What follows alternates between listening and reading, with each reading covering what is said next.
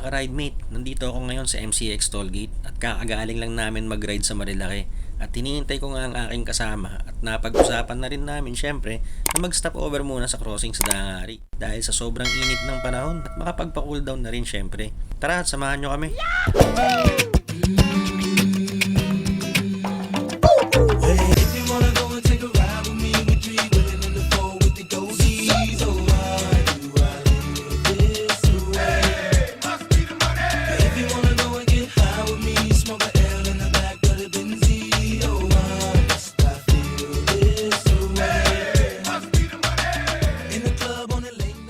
At ito na nga mga ka-ride mate, nakarating na nga kami sa Crossing Cafe na kung saan nagiging tambayan din ito ng mga motorista, lalo na sa tuwing weekend after church.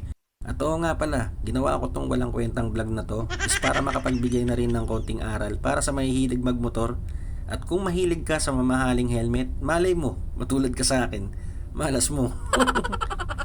At dito, pabalagbag ko na ngang ipinark yung motor ko kasi para makakuha rin ng kaunting lilim galing sa maliit na puno. Yan naman kasi talaga ang hinahanap nating mga rider lalo na pag sobrang init. At syempre, let me introduce to you my wingman, which is Gigzer 1000. Siya nga pala ang matalik kong pinsan at mas kilala sa alias na Kamen Rider ng South.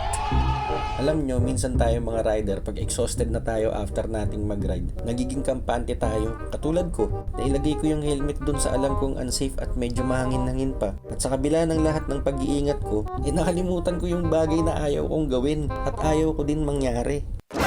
It was at this moment he knew. He fucked up.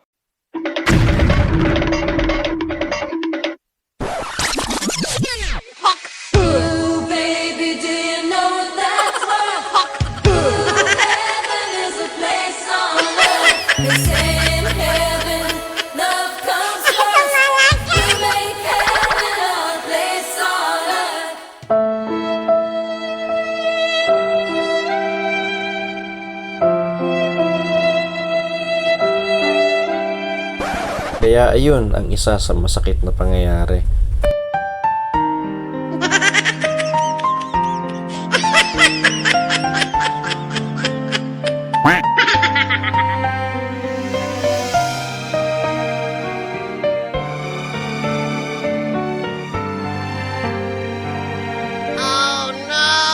Kaya sa puntong to, ang mahalagang maipapayo ko lang sa inyo ay ilapag nyo sa maayos na lugar yung helmet nyo. At kung sakali mang mangyari din sa inyo, ay huwag nyo nang subukang habulin pa. Dahil posibleng mapasama pa yung gasgas katulad ng nangyari sa akin. Nasipa ako pa kaya nagpagulong-gulong yung helmet. At hanggang dito na lang guys.